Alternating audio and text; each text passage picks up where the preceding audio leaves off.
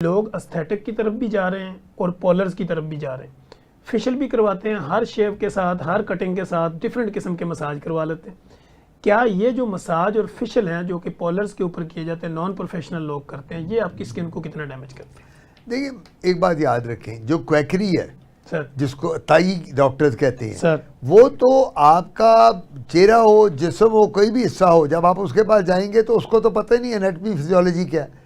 उसको क्या पता कि फंक्शन ऑफ स्किन क्या है, उसको पता क्या पता है एनाटमी क्या है। अब मैं ये बात करूंगा, जिस तरह ब्यूटी पार्लर की आपने या ब्यूटी सलॉन्स की बात की है, वहाँ अगर एक खातून जाती है और उसको वो कील महासों की ट्रीटमेंट करते हैं, वो उसका लेज़र करती है, जो एक मैट्रिक और एफए पास लड़की वहाँ बैठी हुई है सलोन में, तो वो उसका बेड़ा गर्क करेगी कि नहीं करेगी? बिल्कुल ऐसे। अब मेरे पास, मैं डर्माटोलॉजिस्ट हूँ, स्किन स्पेशलिस्ट हूँ, मेरे पास एक औरत आ जाए, डॉक्टर साहब मुझे दुल्हन बनना है, मुझे आप दुल्हन बना दें, मेरी शादी है परसों। मेरा काम तो नहीं दुल्हन बनाना, मेरा क्या काम है? मैंने उसकी स्किन पे ग्लो ला सकता हूँ, दवाई दे सकता हूँ, उसका चेहरा बेहतर कर सकता हूँ, लेकिन दुल्हन बनाना उसका काम है, ब्यूटी सलोन वाली का। ब्यूटी मैनिक्योर पेडिक्योर कराने आ जाएं, स्ट्रीकिंग बालों की कराने आ जाएं, पर्मिंग कराने आ जाएं, स्ट्रेटिंग, वो मेरा काम। सो हर बंदा वो काम करे जो जिसके लिए वो ट्रेंड है। अब ये जितने ब्यूटी सलोन्स वाली हैं, जिन्होंने ये पार्लर्स और जिन्होंने फेशियल्स और जिन्होंने ये पीलिंग वगैरह शुरू की हुई है, मेरा मशवरा ये है कि जब तक वो क्वालिफाइड ना हो, आपको वहाँ नहीं जाना चाहिए। ठीक हो, स्किन डिजीज को ठीक कराने के लिए सिर्फ अपने डर्माटोलॉजिस्ट को मिले। सर, तो sir being a consultant dermatologist, आपके नज़दीक हाइड्रा फेशियल की क्या वैल्यू है या क्या उसकी ऑथेंटिसिटी है? अगर ज़रूरत है तो कराएं। ठीक, हर बंदे को मैं एक बात करूं, ये जो लेज़र जब से आई हैं, हर बंदा लेज़र की तरफ भागता है। मैं खुद करता हूं, मैं तो पायनियर हूं लेज़र का। मैंने शुरू किया था 30 साल पहले, किसी को पता ही नहीं था पाकिस्तान में स्किन लेज़र क्या होता है। आई वॉज द फर्स्ट जो मैं डायोड लेज़र लेके आया 30 साल पहले, 1998 की बात है, और वो तब आया था 80 लाख रुपए का। लेकिन हर शख्स लेज़र का नहीं होता इंडिकेटेड। हम लोगों ने क्या बनाया, मजाक बना लिया। हमारे डॉक्टर्स भी कुछ ऐसे हैं जो ब्लैक शीप कहलाते हैं, जो गलत काम करते हैं। हर शख्स को लेज़र नहीं करना। मेरे पास, आई टेल यू, मेरे पास खवातीन आती हैं, पैसे पूरे वो थपदी रख देती हैं टेबल पे, मेरा लेज़र कर दें, मेरा PRP कर दें, मेरा बोटॉक्स या फिलर कर दें। मैं कहता हूँ उठाओ पैसे, आपको ज़रूरत नहीं। वो कहती है आपको क्या, मैं पैसे दे रही हूँ। उन लोगों को कॉन्सेप्ट ये होता है कि पैसे दे के जो मर्जी करा लो। मैं कहता हूँ जी मेरे पास नहीं कराना, जो बात किसी गली महल्ले में पैसे लेते हैं उससे करा लो, आपको ज़रूरत नहीं है। सो आपको ये बताना है हर मरीज़ को कि लेज़र हर बीमारी का हल नहीं है। ठीक है, मैं आपको अभी भी बताऊँ, मैं मरीज़ जब देखता हूँ अपनी क्लिनिक में, मेरे पास जब मरीज़ आता है तो मुझे खुशी कब होती है, जब मैं विदाउट लेज़र मरीज़ को दवाइयों के साथ ठीक करता हूँ।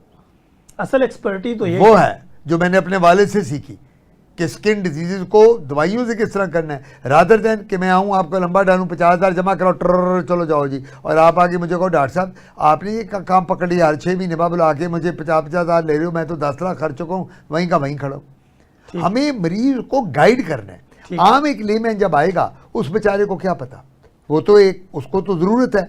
तो वो जब आता है, अगर देखिए जो मकाफत अमल एक चीज़ है सर, है ना, अगर आप दुनिया में गलत काम कर रहे हैं, लोगों से गलत पैसा कमा रहे हैं, आपके सामने इसी दुनिया में आ जाएगा, किसी भी फॉर्म में आ जाएगा। ये कलाम पाक में भी दिया हुआ है। तो क्यों आप अपने आप को गुनाहगार करते हैं? ऊपर जाके जवाब नहीं देना।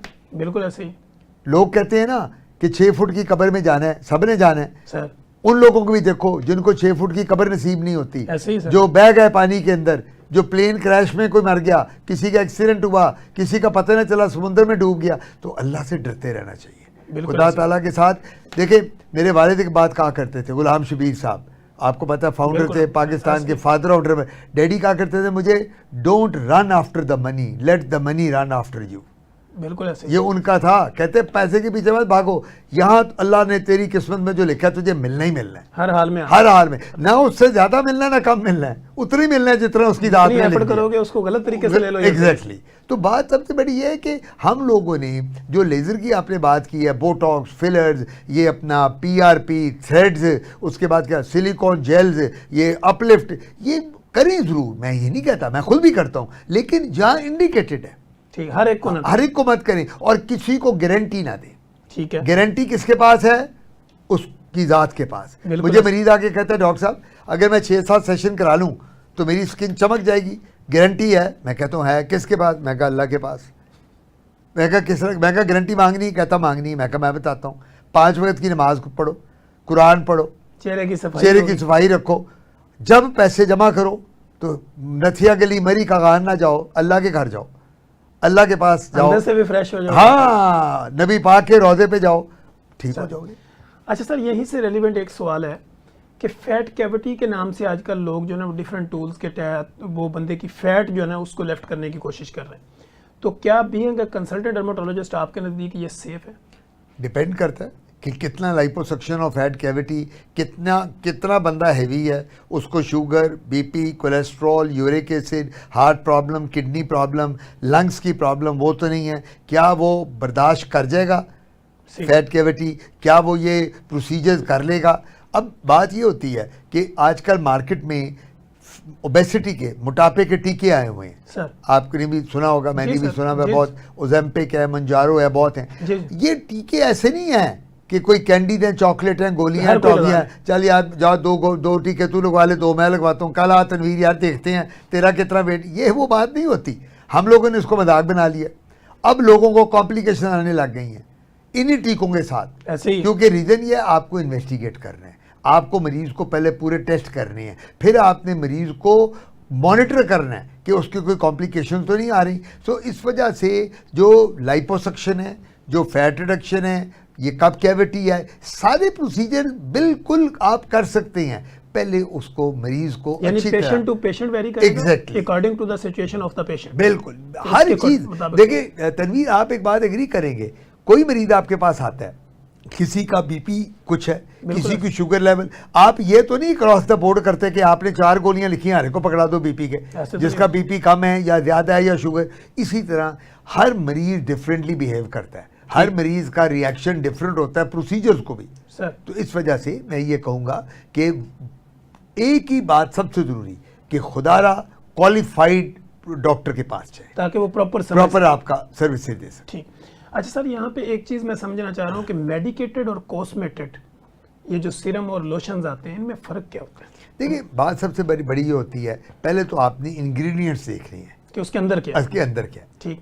आप देखें ना, आप जब कोई चीज़ लेने जाते हैं तो आप ये पता नहीं करते कि इसके अंदर क्या क्या चीज़ है। भाई मैंने ये खानी है, मैंने एंटीबायोटिक आप खाते हैं, आपको पता होता है मैं कौन सा सॉल्ट खा रहा हूँ। देखें ना, आप कहते हैं ना, आप एक एंटीबायोटिक, मैं कहता हूँ तनवीर ये कौन सा लिया है, सर मैंने ये दूसरा सॉल्ट लिया था। मैं कहता हूँ ये छोड़ो यार, ये वाला सॉल्ट ट्राई करो, ये तुम्हारे लिए स्किन के लिए ठीक है, ज़्यादा बेहतर है। इसी तरह जब भी आप कॉस्मेटिक्स, कॉस्मेसूटिकल्स, न्यूट्रासूटिकल्स या मेडिकेटेड लोशन नहीं, सबसे पहले आपने उनके इंग्रेडिएंट्स पढ़ने हैं, उस पर लिखा क्या हुआ है, वो दे क्या रहा है। जब वो आपको पता चले कि क्या दिया हुआ है, फिर आपने आगे चलना है, और उसके बगैर आपने यूज़ नहीं करनी। ठीक हो गया। अच्छा सर, ऐसे लोग जो इस वक्त फ्लड रिलीफ में मेडिकल कैंपिंग के लिए जा रहे हैं या कैंप करना चाह रहे हैं, बीइंग अ कंसल्टेंट डर्मेटोलॉजिस्ट आपकी उनको क्या एडवाइस है कि वो कौन सी ऐसी मेडिसिन साथ लेके जाएं जो वहाँ पे लोगों को स्किन से रेलिवेंट ज़रूरी है? नंबर 1 एंटीहिस्टामीन्स, खारिश की। Number 2 antibiotics.